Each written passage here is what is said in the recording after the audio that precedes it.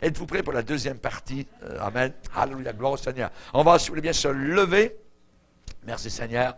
On va se lever et nous allons donc, lire dans la parole de Dieu, particulièrement donc partie 2 du message intitulé « L'homme qui aida Jésus-Christ à porter sa croix ». L'homme qui aida Jésus-Christ. Amen. Et évidemment, donc, nous allons lire particulièrement un passage dans Luc chapitre 23.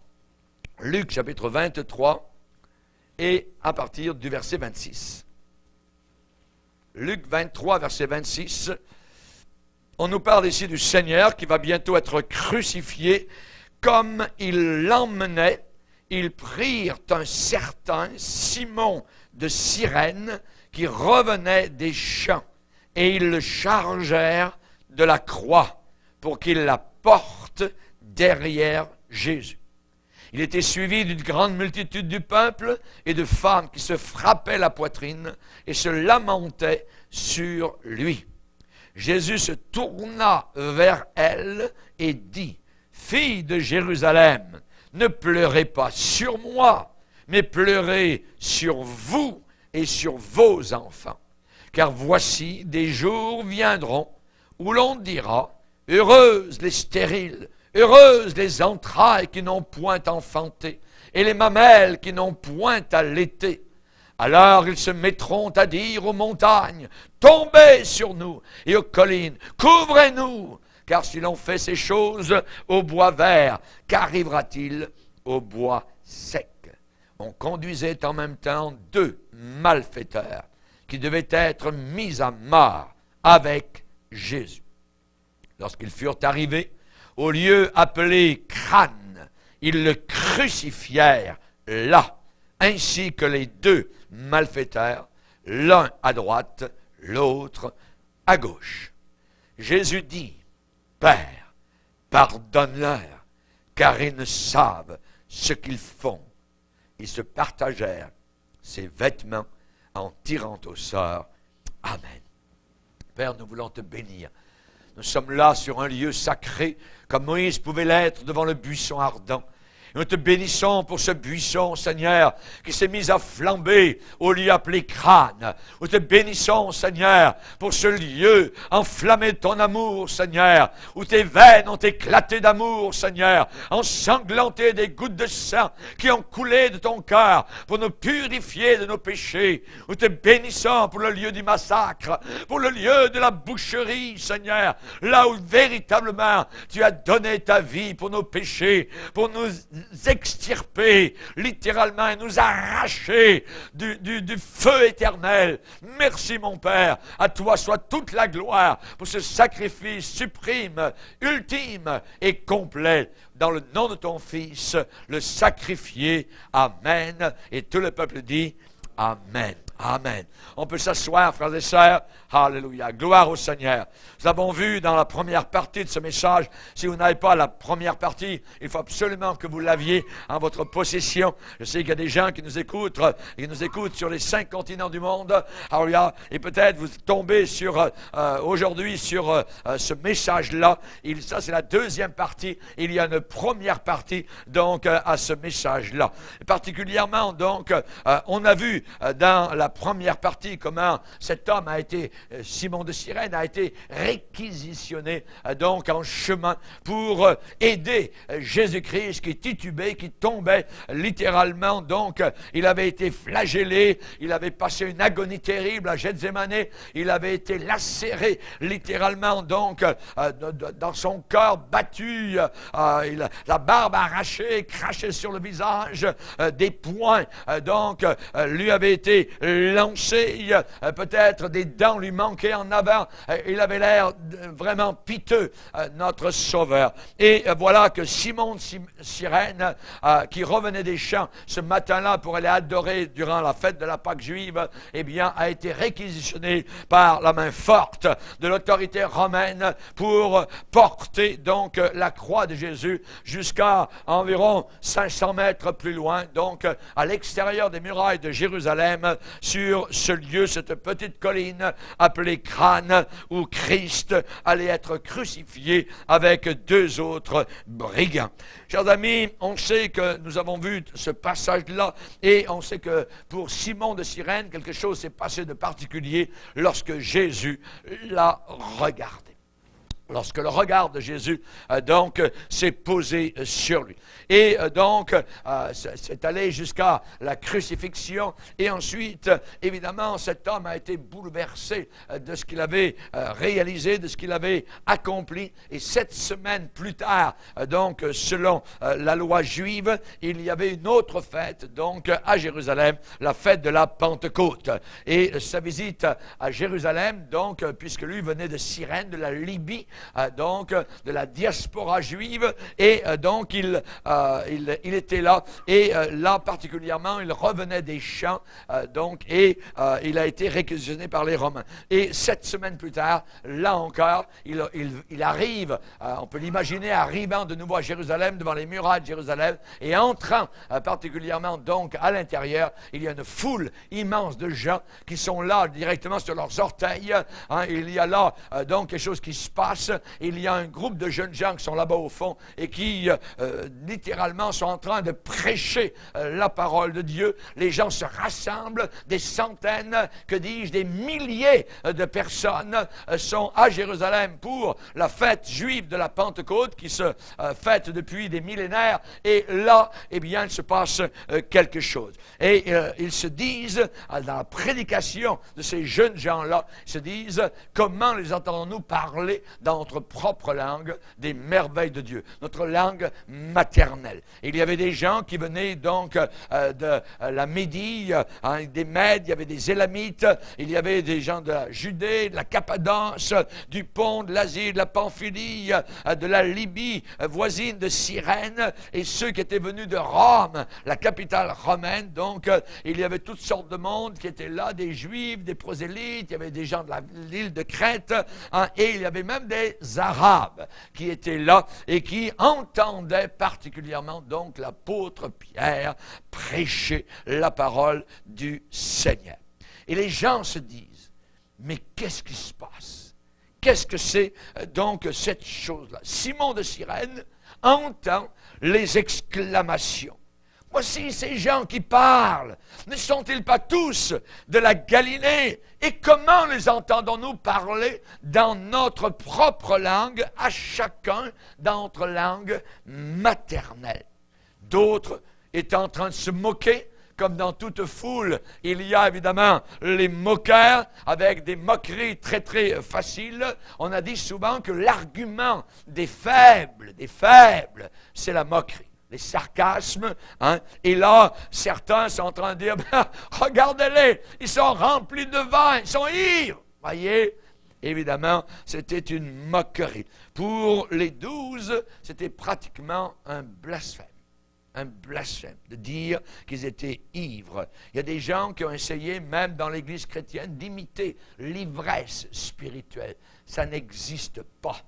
Il n'y a pas de gens qui titubent et qui tombent par terre comme des gens saouls. Voyez, nous ne sommes pas un bar spirituel. Il y a des prédicateurs qui se sont appelés barman du Seigneur. Ça n'existe pas. Ça n'a jamais existé. C'est une moquerie de Satan à la face directement du Seigneur trinitaire 3 fois saint. Mais voilà qu'au travers de ces jeunes gens qui sont là-bas, qui parlent des merveilles de Dieu, du Dieu Elohim, du Dieu El Shaddai, il y en a un parmi eux qui semble le leader. Parmi eux, il semble qu'il y a quelqu'un qui s'avance pour s'adresser à la foule. Il a l'air distingué. C'est un jeune homme, il a l'air d'avoir une certaine noblesse, il y a une virilité en lui. On dirait que c'est un homme habitué au travail tough, au travail dur, au plein air. Et il y a un feu, une flamme dans ses yeux, il y a une réflexion profonde dans son regard. Il élève sa voix vers la foule et évidemment, tout le monde, cette foule de milliers de personnes, entend cette voix-là. Une voix qui est en accord, en harmonie avec le visage, évidemment, de celui qui parle. La voix est pleine. La voix est rude, la voix est sonore, la voix est forte. Quelle belle diction, quelle belle assurance. Et pourtant, il n'y a rien d'académique. Pourtant, il n'y a rien de spécial sur la phraséologie, les phrases qu'il est en train de déclamer. Mais c'est un vocabulaire merveilleux. C'est le vocabulaire de la certitude. C'est le vocabulaire de l'assurance. C'est le vocabulaire au travers des choix de mots qui on dirait que c'est ça qu'il fallait dire. Même la finition des phrases qu'il est en train de déclamer, c'est quelque chose de merveilleux. Oui, dites-en encore, on veut encore écouter. Et là, la foule semble évidemment toute calme. On n'entend plus un bruit. Les gens écoutent cet homme maintenant là-bas qui est le leader et qui semble parler. Il y a des phrases qui montrent le bon goût, des phrases qui déclarent, je dirais, un très bel esprit. Et voilà que cet homme va dire, nous ne sommes pas ivres comme vous pensez que certains sont en train de le dire, car il est seulement 9 heures le matin. Mais voilà ce qui est en train d'arriver ici à Jérusalem. Et il va parler, il va expliquer, il va prêcher littéralement la parole. Il a un ton d'autorité. Ce qu'il dit, on voit que c'est certain. Il a un sens de certitude en lui. Tout le monde écoute. Silence intense. Tout l'auditoire est poigné, tout l'auditoire est rivé à ses lèvres, ce qui sort de ces lèvres-là. Simon de Cyrène est dans la foule. Et lui aussi, ce matin-là, il écoute. Il écoute un autre Simon, Simon-Pierre. Et Simon-Pierre parle maintenant en grec. Il parle audiblement. Tous les gens qui connaissent le grec dans la foule, eh bien, maintenant, savent très bien ce qu'il est en train de déclarer. Et il dit, nous ne sommes pas ivres. Mais c'est ici ce que le prophète Joël a déclaré qui devrait arriver à la fin des temps. Évidemment, c'est la 3e heure du jour, et le prophète Joël, vous qui connaissez les Écritures, sont tous des Juifs pieux, religieux, ils connaissent les prophètes de la Bible. Ils connaissent Amos, ils connaissent Joël, ils connaissent Malachie, ils connaissent évidemment Isaïe, Jérémie, Ézéchiel. Mais Joël, et là Pierre va dire par cœur un passage de Joël. Dans les derniers jours, rappelez-vous, Dieu a dit qu'il répandrait son esprit sur toute chair. Il a dit que vos fils et vos filles prophétiseraient, que vos jeunes gens auraient des visions et vos vieillards auraient des songes. Et il va leur dire, ce que le prophète Joël a déclaré, c'est ce qui arrive aujourd'hui. C'est ce que vous voyez maintenant sous vos propres regards. Tout le monde retient son souffle. Tout le monde écoute. Il n'y a pas un pied qui traîne. Il n'y a pas un chien qui aboie. Il n'y a rien. Des centaines d'hommes pieux de toutes les nations, de la diaspora, de la dispersion juive au travers de l'Empire romain, qui sont sous le ciel, sont attachés littéralement aux lèvres du prédicateur, aux paroles de l'apôtre Pierre. Leurs visages sont surpris. Ils n'ont jamais entendu une chose semblable. Leurs visages sont perturbés.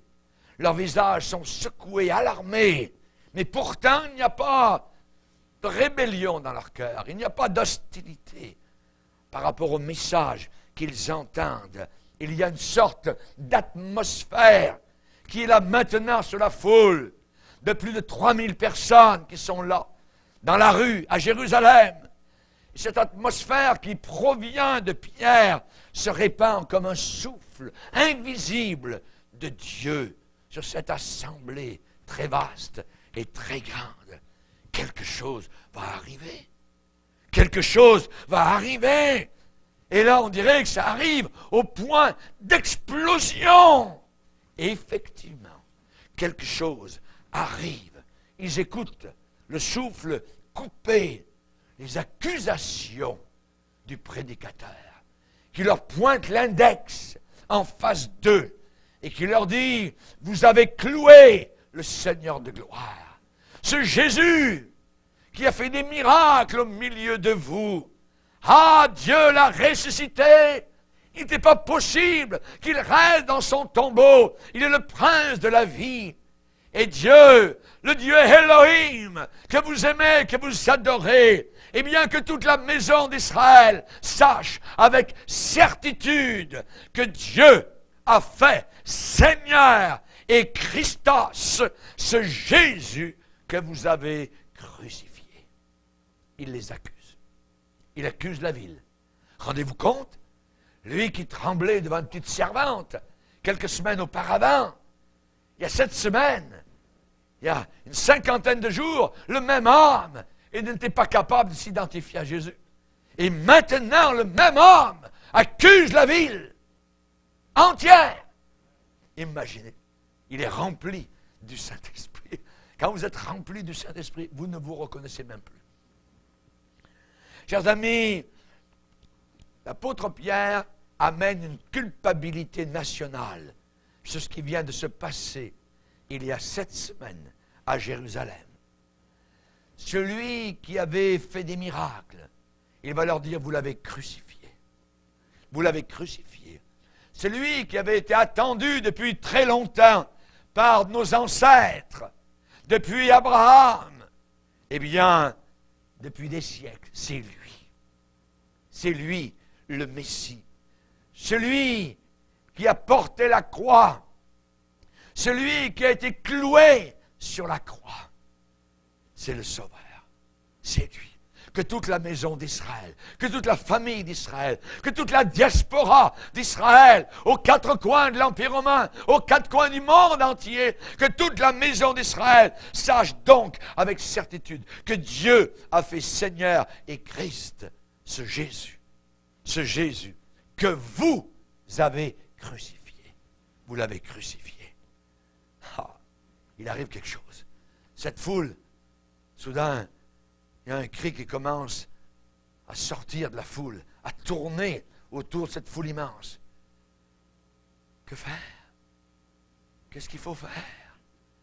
Hommes, frères, que ferons-nous? Ils sont tous sous la conviction de péché par la puissance du Saint-Esprit.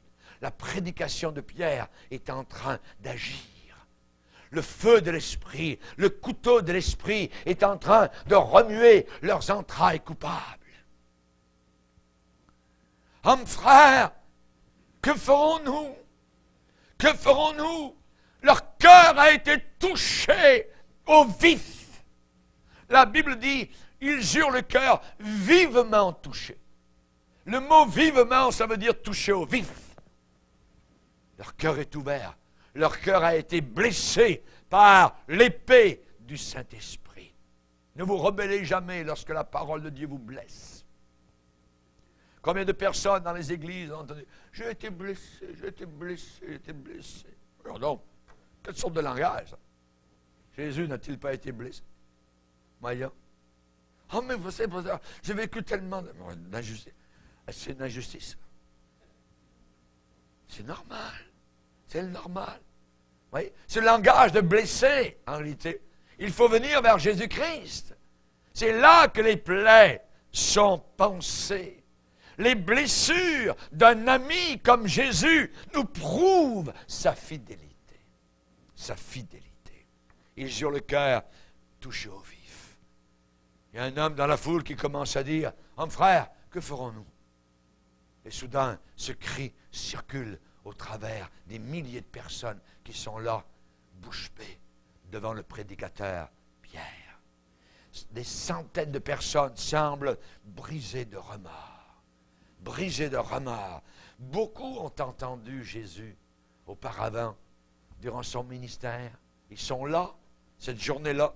Beaucoup ont entendu et vu ces miracles. Et ils savent très bien, comme Pilate le savait, que c'était par jalousie que les sacrificateurs, les hommes religieux avaient livré Jésus. Ils le savent dans la foule. Ils le savent.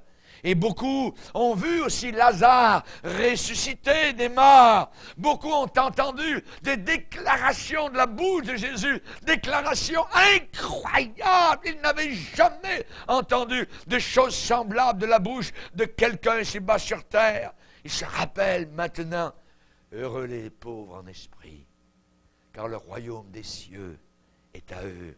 Heureux les affligés, ceux qui sont tristes, car ils seront consolés. Ils se rappellent, heureux ceux qui ont faim et soif de justice, parce qu'ils hériteront la terre. Heureux ceux qui font miséricorde, car ils obtiendront miséricorde. Heureux ceux qui ont le cœur pur, car ils verront Dieu. Alléluia. Ils se rappellent les paroles qu'ils n'avaient jamais entendues auparavant. Et ils se rappellent combien, parfois, lorsqu'ils revenaient des après-midi de prédication de Jésus, ils retournaient chez eux et ils disaient, mais jamais homme n'a parlé comme cet homme Jésus. Jamais homme n'a parlé comme cet homme. Ils se rappellent des paroles de Jésus qui un jour a dit, en vérité, je vous le dis, celui qui écoute ma parole et qui croit à celui qui m'a envoyé, il a la vie éternelle. Et il ne vient plus en condamnation, mais il est passé de la mort à la vie. Alléluia. Il se rappelle, c'est là la parole de Dieu incorruptible qui a été semée des mois auparavant, des années auparavant, durant le ministère très court d'environ 3 ans de Jésus. Soudain, des choses reviennent. L'Esprit de Dieu est en train de ramener des choses au fond de leur cœur. Ils ont entendu la rumeur étrange aussi de la disparition du corps de Jésus, du tombeau. Voyez? Ils avaient vu dans leur propre pensée, évidemment, la police du Sanhédrin. Ce que la police du Sanhédrin avait dit, ils n'étaient pas très d'accord, ils ne savaient pas trop. Ils bafouillaient un peu, ils cachaient leurs mensonges.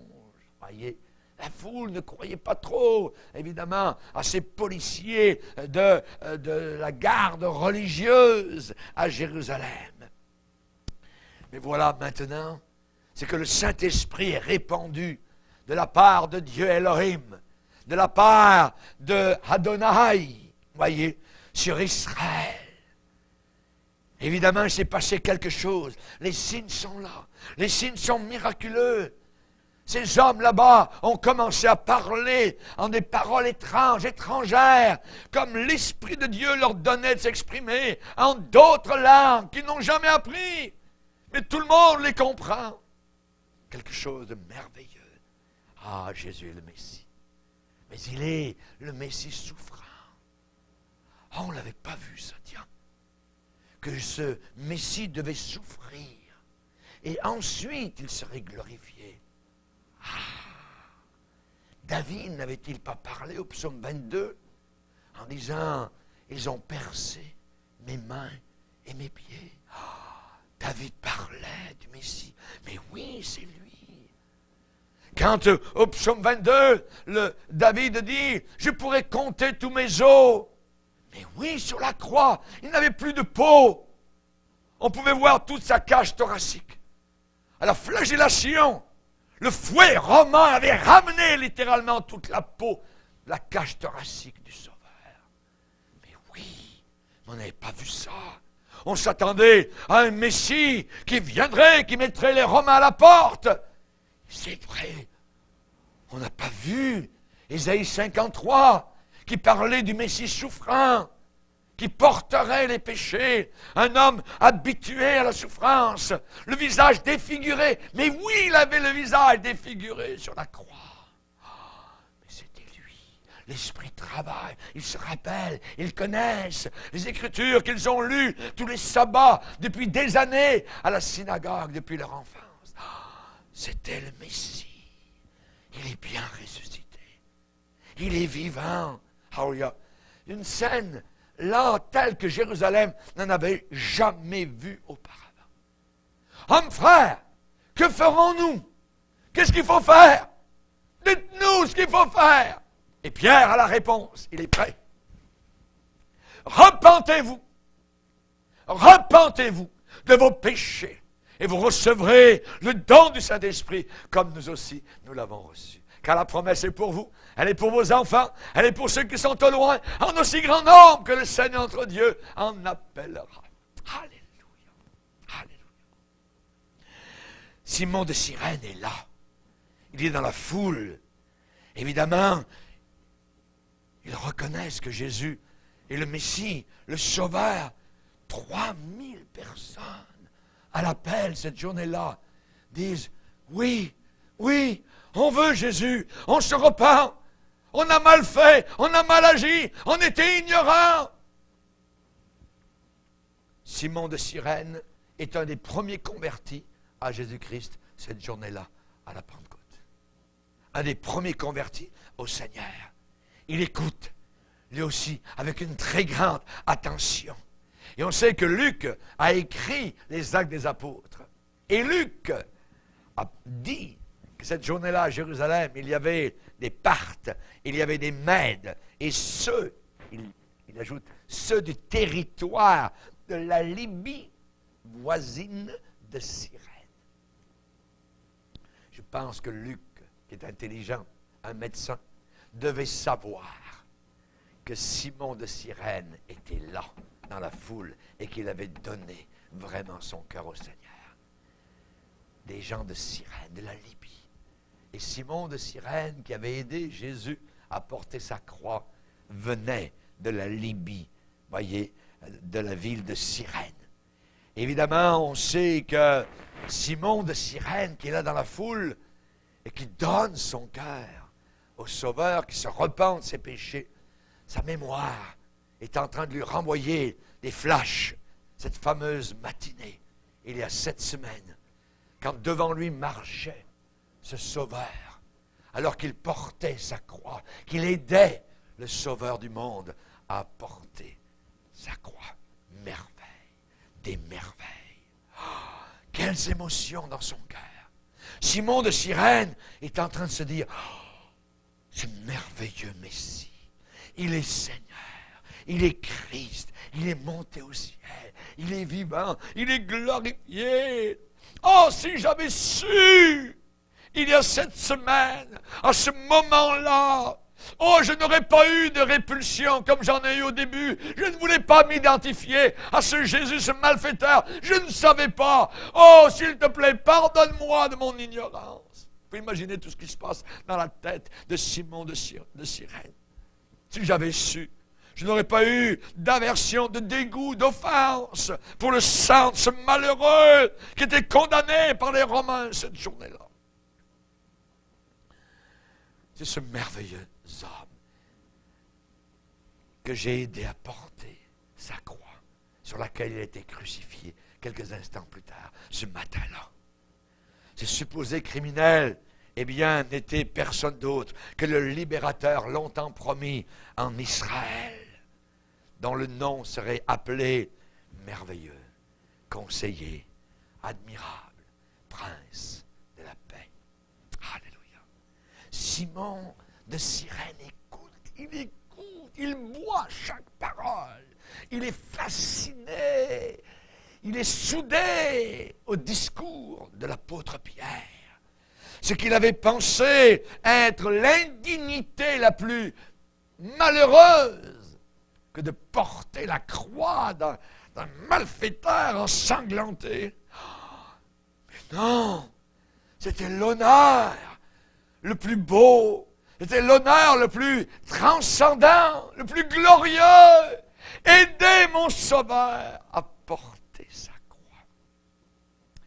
De toutes les centaines et les milliers de personnes qui écoutèrent le sermon pentecôtiste de Pierre, je pense dans mon cœur que Simon de Cyrène était un des hommes les plus attentifs.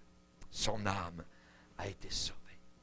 Jésus n'a-t-il pas dit, celui qui écoute ma parole et qui croit à celui qui m'a envoyé, il a la vie éternelle.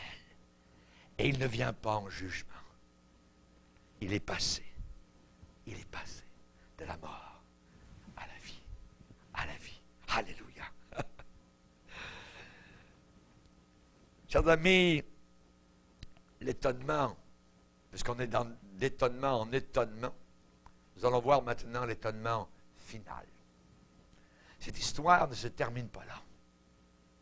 C'est que maintenant, Simon de Cyrène va retourner dans son pays, en Libye. C'est un Libyen, un Juif libyen. Vous voyez?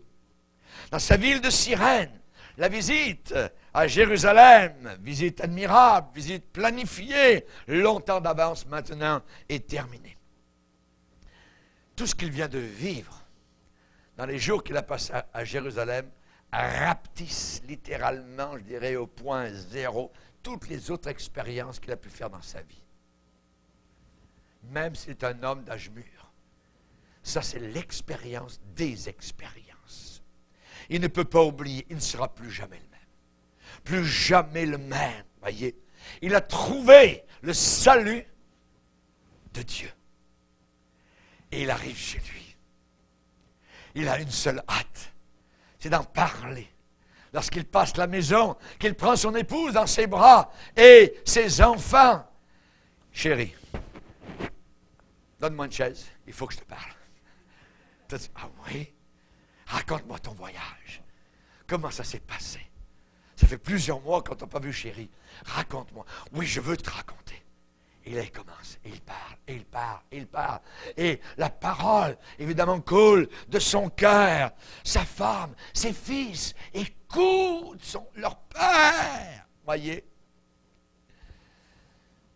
On lui a raconté peut-être l'histoire à Jérusalem, à Simon de Cyrène, de cet homme qui était possédé.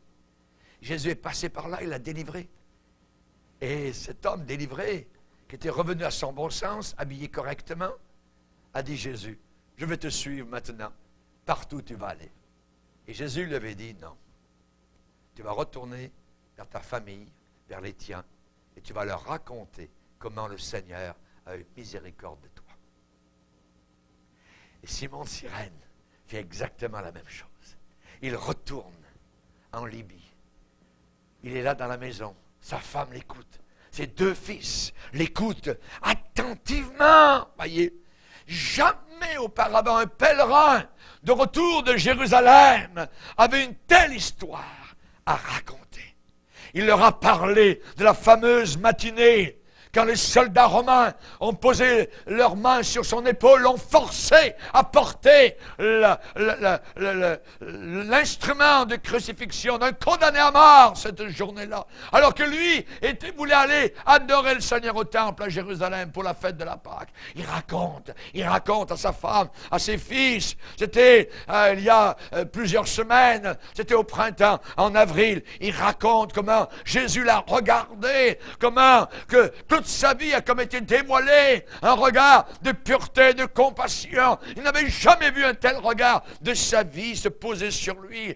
Il raconte, chérie, c'était terrible, au pied de la croix, à midi, alors que le soleil s'était levé normalement. Soudain, ça a été la nuit. Ça a été la nuit pendant 3 heures. Et chérie, écoute, quand ce Jésus est mort à la croix du Calvaire, quand son menton a touché sa poitrine, il y a eu un tremblement de terre, littéralement, qui a secoué littéralement donc tout le pays. C'est quelque chose d'inimaginable. Chérie, il est le Sauveur. C'est lui que nos pères ont attendu. C'est lui, tu sais, Moïse en a parlé dans la Genèse. Dans Genèse chapitre 3, eh bien Moïse a dit qu'un jour, eh bien, la postérité de la femme écraserait la tête du serpent. C'est lui. À la croix, cette même croix que j'ai portée un peu, eh bien, Jésus a écrasé la tête du serpent. Satan, c'est lui le Sauveur. Il faut lui donner notre cœur. Il faut qu'on lui demande pardon.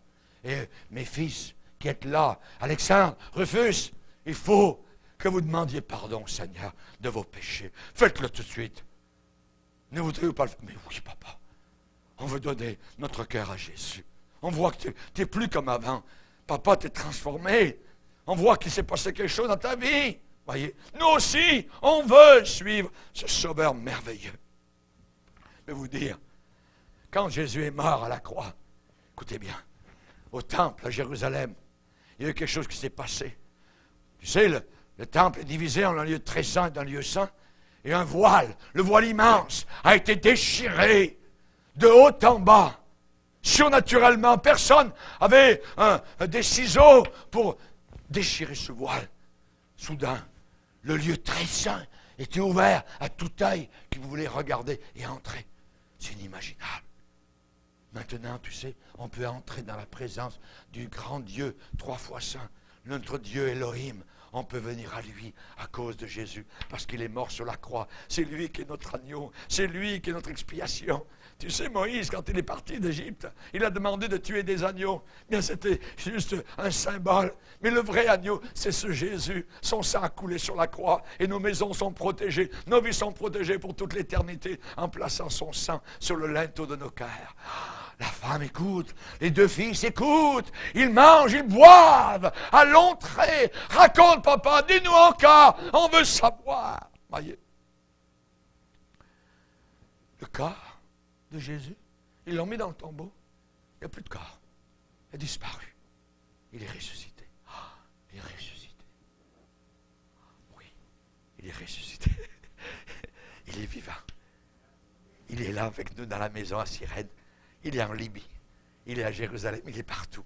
Il est ressuscité. Il pourrait nous apparaître. Il est apparu aux premiers disciples plusieurs fois.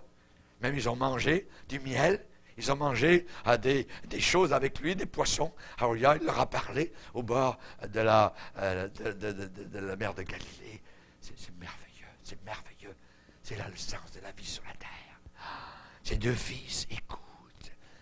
Simon de Cyrène veut que sa femme et ses 2 fils croient au Seigneur Jésus-Christ pour le salut de leur âme. Il y en a un qui s'appelle Rufus et l'autre s'appelle Alexandre. Il a 2 garçons. Le jour de la Pentecôte, chérie, écoute bien Rufus, il y a eu 3000 personnes qui ont donné leur cœur au Seigneur. J'étais là. J'étais au milieu de la foule. C'est merveilleux. Quand j'ai quitté Jérusalem, la ville entière était en effervescence. Des milliers de personnes sont en train d'accepter dans leur cœur le Sauveur comme Sauveur. C'est formidable. C'est un vrai réveil en Israël. C'est lui, ce Jésus que nous avons entendu. Et toutes les Écritures, j'ai bien écouté l'apôtre Pierre, j'ai même parlé ensuite à certains apôtres. Ils m'ont raconté dans les Écritures, tout coïncide, tout s'emboîte. C'est vraiment lui, le Sauveur du monde. Alléluia. Alléluia. Chers amis, dans Marc chapitre 15, le verset 21, on nous dit, Marc dit, ils forcèrent Simon de Cyrène, père d'Alexandre et de Rufus, à porter la croix du condamné. Soudain, Marc nous parle du nom des 2 fils d'Alexandre, de Simon de Cyrène. Alexandre et Rufus. Alexandre et Rufus. Marc, c'est le seul qui dit ça.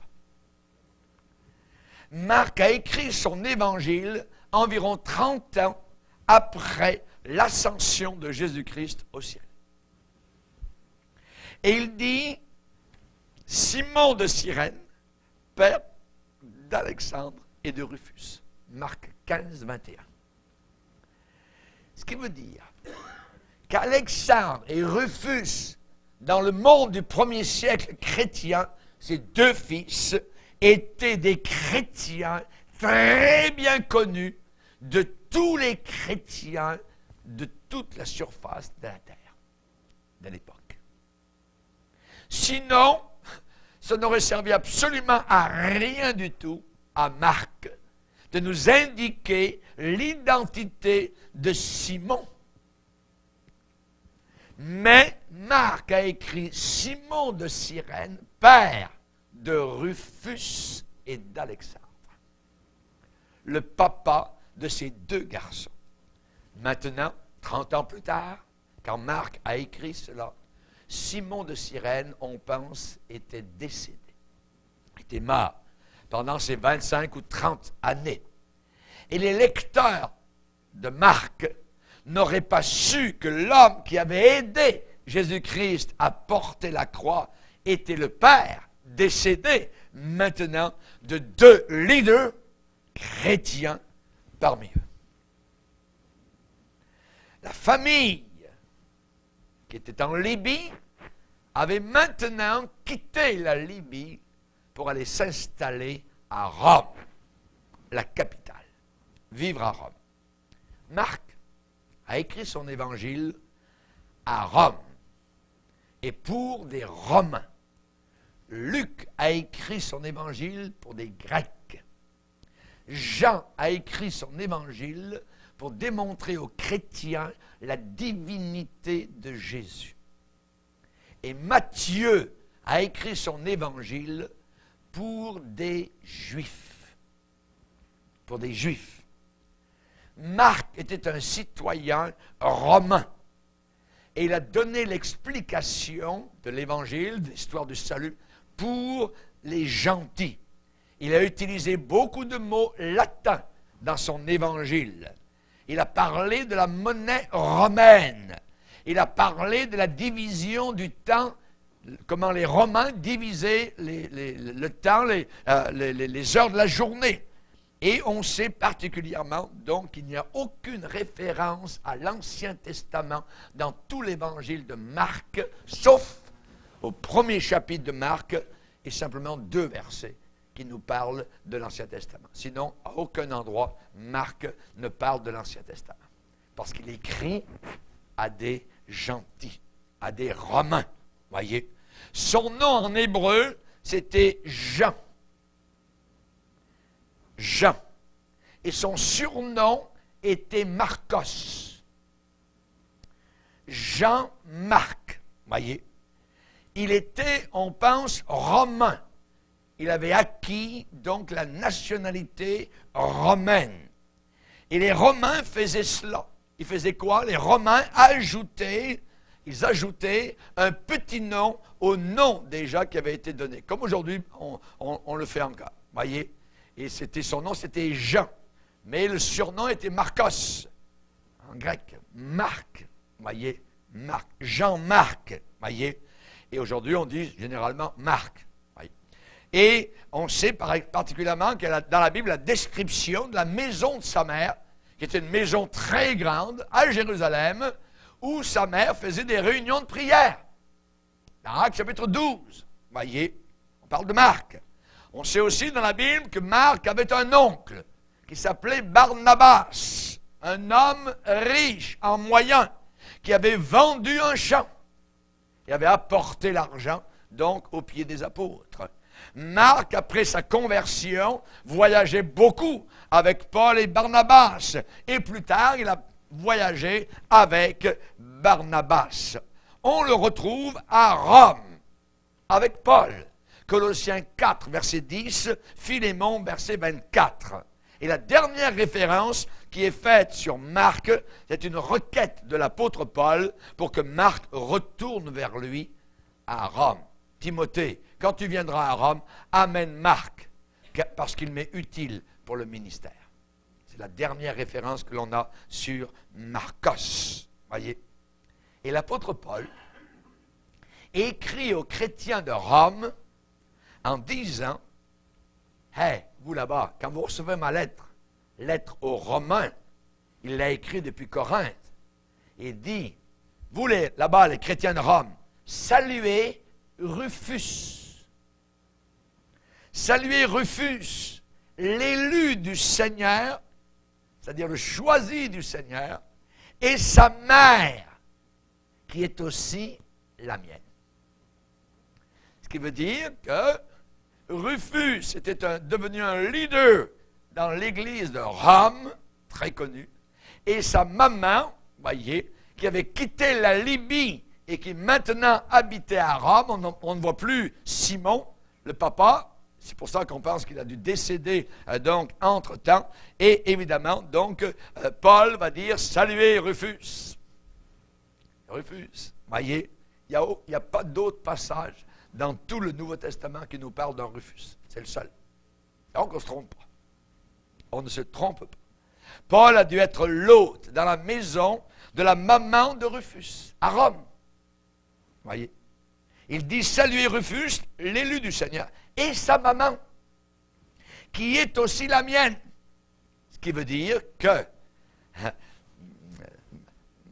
Madame Simon de Cyrène, voyez, eh bien, prenez soin de l'apôtre Paul comme d'une maman. Moi, dans mes voyages, j'ai vu des mamans dans le Seigneur qui ont pris soin de moi.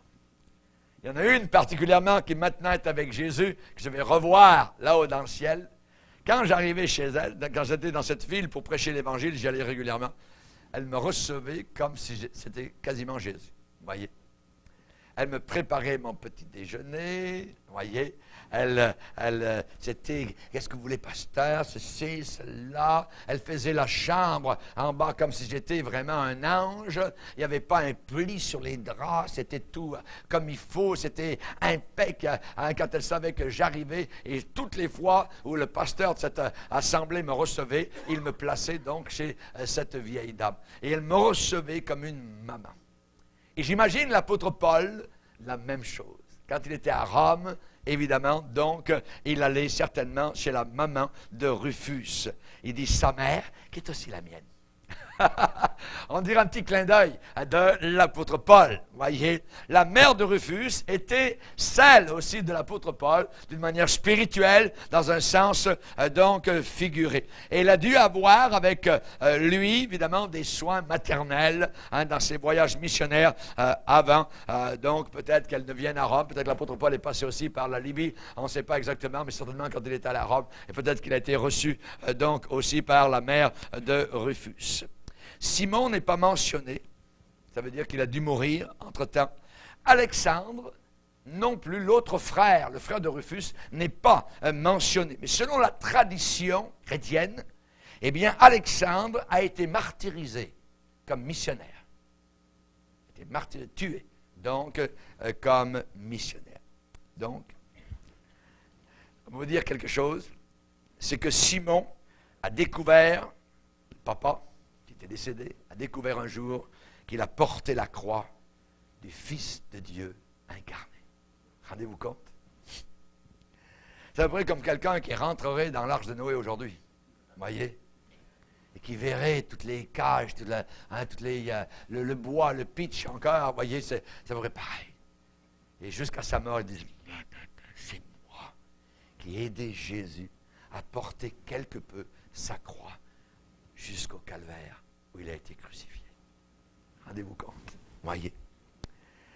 Les plus profondes humiliations peuvent se transformer, se métamorphoser dans les honneurs les plus élevés. Les plus élevés. Au ciel, je vais aller voir. Je vais aller passer un après-midi, moi, à la maison, je vais frapper à sa porte, dire Simon, parle-moi. Alors, regarde, quand tu as porté, alors, regarde la croix de Jésus. Voyez. On va en parler. On parlait de la croix pour l'éternité. Vous voyez? Alléluia. Évidemment, Simon est devenu un homme sauvé en Jésus. Il est retourné comme le premier messager de l'Évangile en Afrique. Amen, Simon. C'est lui qui est le premier évangéliste en Afrique, en Libye. Afrique du Nord, mais en Afrique quand même. Voyez? Ses deux fils ont accepté la foi, sont devenus des leaders dans l'Église chrétienne. L'un d'eux a fait son sacrifice suprême pour Jésus-Christ. L'autre était bien connu, très aimé comme un chrétien donc de choix. Et évidemment, donc, la femme de Simon était une sorte de deuxième mère pour le grand apôtre Paul. Pour dire quoi? Pour dire que nos désappointements, les plus amers, les plus vifs, peuvent nous apporter des récompenses les plus grandes, les richesses les plus grandes. Nos humiliations, voyez, les plus grandes, eh bien, peuvent nous apporter les choses les plus belles qu'on n'a peut-être jamais imaginées. De l'ombre, voyez, de l'obscurité la plus profonde est sortie la découverte. Eureka! J'ai trouvé Jésus, mon sauveur, la joie la plus lumineuse. On sait qu'un jour, dans le livre des Juges, Hein? Samson a donné une énigme. Il a dit de celui qui mange est sorti ce qui se mange. Voyez? Et du phare, voyez, est sorti le doux. D'autres versions disent de l'amer, de ce qui est amer, est sorti la douceur. Amen. Simon de Cyrène. Et en terminant, je vous donnerai 3 défis pour nous les chrétiens. Simon a partagé la croix littéralement. Il avait sur son épaule, à côté de son oreille, la croix de Jésus, le sang de Jésus. Peut-être qu'il l'a touché. Amen. Imaginez. Et il nous faut partager, nous aussi, la croix de Jésus. Jésus a dit que si quelqu'un veut me suivre, eh bien, qu'il se charge. Qu'il se charge. Nous, on n'est pas forcés par une main romaine. Nous devons le faire volontairement. Nous avons chanté ce soir, je m'engage. Je m'engage. Quand je suis allé dans la marine, voyez, j'ai dit, moi, je m'engage. Voyez, je suis volontaire. Et j'ai signé pour 3 ans. Alléluia. En marine militaire. Nous devons être des volontaires pour Jésus. Volontaires de la croix. Et j'aimerais dire que la croix, ce n'est pas du sentimentalisme. Voyez, ça ne coûte absolument rien de se courber devant un crucifix. Ça ne coûte absolument rien de porter une petite croix dans le cou non plus. Voyez, d'avoir un service à Jésus des lèvres. Mais l'apôtre Paul a écrit aux Galates en disant, pour ce qui me concerne, loin de moi la pensée de me glorifier d'autre chose que de la croix de notre Seigneur Jésus-Christ, par laquelle le monde est cloué pour moi. Le monde est crucifié pour moi, comme moi je le suis pour le monde. Amen. Gloire au Seigneur. Il y a toujours un stigmate, glorifions-nous de cela, glorifions-nous de la croix. Le scandale de la croix a-t-il disparu parmi nous? C'est ce que Paul a posé comme question aux Galates. C'est un scandale, c'est scandaleux la croix. La raison pour laquelle, aujourd'hui, on évite de parler de la croix, on évite de parler du sang, on évite de parler de la boucherie. Voyez, on veut un évangile plastique. Nous, c'est une croix ensanglantée. Voyez, amen. Simon est venu à la bénédiction merveilleuse de la Pentecôte. Alléluia. Gloire au Seigneur. Soyez remplis du Saint-Esprit. Nous demande la parole de Dieu. Amen. Et ça vous inclut, vous et moi. Et en terminant, bien, Simon est retourné évangéliser. Et sa propre race, sa propre famille va vers les tiens et dis-leur comment le Seigneur a eu miséricorde de toi. Miséricorde. Nous disons aux autres ce qui nous est arrivé. Il a eu pitié de moi. Il a eu pitié de nous. Amen. C'est merveilleux, la joie d'amener les nôtres à Jésus-Christ, de gagner nos bien-aimés. Mais pour cela, nous devons être des lettres, des épîtres vivantes, connues et lues de tous les hommes. Voyez, s'ils ne voient pas Jésus en nous, ils ne viendront jamais à Jésus.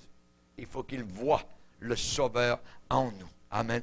Quels sont beaux les pieds de ceux qui annoncent de bonnes nouvelles. Amen. Ceux qui sèment avec larmes moissonneront avec chant d'allégresse. Amen. Simon a fait son voyage religieux. Il est revenu sauvé. Il a vu sa femme sauvée. Il a vu ses 2 fils devenir des leaders dans l'Église du Seigneur. Honneur aux vaillants, aux braves, aux soldats de Dieu. Amen. Qui luttent en tout lieu. Jésus-Christ leur donne un cœur libre et fort et leur promet la couronne quand viendra la mort. Qu'on les raille, qu'on se moque d'eux ou qu'on les immole, ferme jusqu'au bout, on les voit devant l'idole, seuls, restés debout. On ne plie pas devant l'idole, devant Satan.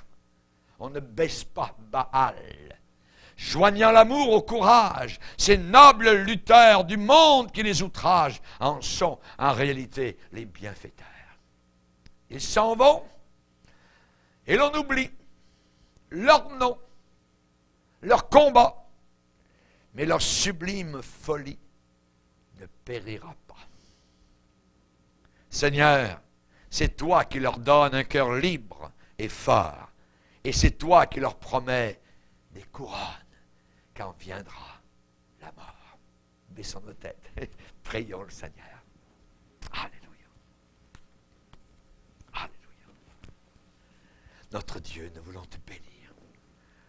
Nous te bénissons pour ta grâce surabondante, pour l'esprit de vie. Nous te bénissons, Seigneur, pour l'exemple que nous avons sous nos regards aujourd'hui de Simon de Cyrène, un Libyen juif.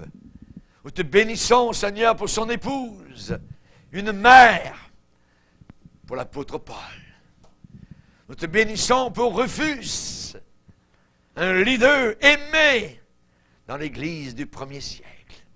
Et pour Alexandre, un missionnaire tué pour son ministère. Merci, Père, pour tant de grâce, tant d'amour, Seigneur Jésus, tant d'exemples. Nous sommes environnés, Seigneur, d'une nuée de témoins. Et leur exemple nous environne, Seigneur, afin que nous continuions à regarder vers toi. Englobe-nous dans ta grâce. Merci pour le sang, pour les gouttes de sang, pour le sacrifice, cette alliance, Seigneur, qui ne cassera jamais. Merci, mon Dieu, pour tant de grâce et d'amour envers chacun de nous. Aide-nous à être remplis de ton Saint-Esprit. Aide-nous à parler de toi, à témoigner de ton amour. Nous voulons, Seigneur, que tous les nôtres puissent être avec nous là-haut, dans ta présence, dans ce paradis promis. Au nom de ton Fils. Amen. Et tout le peuple dit Amen.